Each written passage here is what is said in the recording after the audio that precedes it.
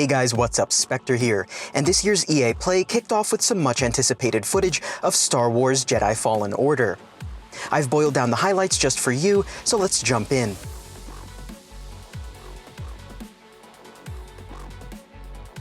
Let's start with the big stuff. The gameplay we took a look at takes place on Kashyyyk, as Cal is tasked with freeing Wookies that have been taken prisoner by the Empire, as well as shutting down an Imperial refinery that turns sap into some sort of unstable chemical used in Imperial weaponry. This confirms multiple planets across the game's main narrative. We also got a look at a familiar face in the form of Saw Gerrera from Rogue One, a role being reprised by Whitaker himself. The world itself is large, with subtle but effective set pieces and the familiar towering structures of Star Wars. The level design itself felt right at home among other single-player Star Wars games, such as The Force Unleashed. There was, however, an added sense of verticality, somewhat reminiscent of an Uncharted title. On to the gameplay, and speaking of Force Unleashed, Jedi Fallen Order looked quite similar. I was pleased to see subtle details like lightsaber scorch marks make a return. Enemies will be varied both in size and their weaponry, as well as the techniques that you'll be using to take them down.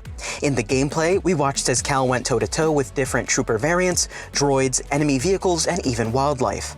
You'll have a wide arsenal of powers, although we don't know just how many other Force powers will be available. We did see a few old favorites make a return. Players will be able to Force push and pull, lightsaber throw, slow down projectiles, and sort of freeze enemies like this.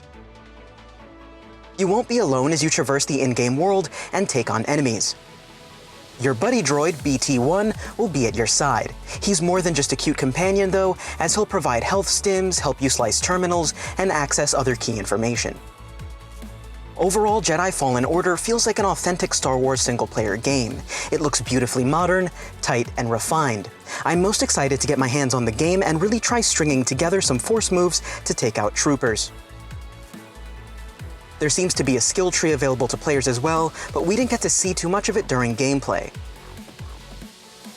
According to Vince Zampella, the game will be based on a heavy narrative, and we'll be watching as Cal tries to resurrect the Jedi Order. Star Wars Jedi Fallen Order will be available to play on PlayStation 4, Windows PC, and Xbox One on November 15th. For more on Fallen Order and other games like Cyberpunk 2077 and Vampire the Masquerade, make sure to sub, and as always, thanks for watching, guys.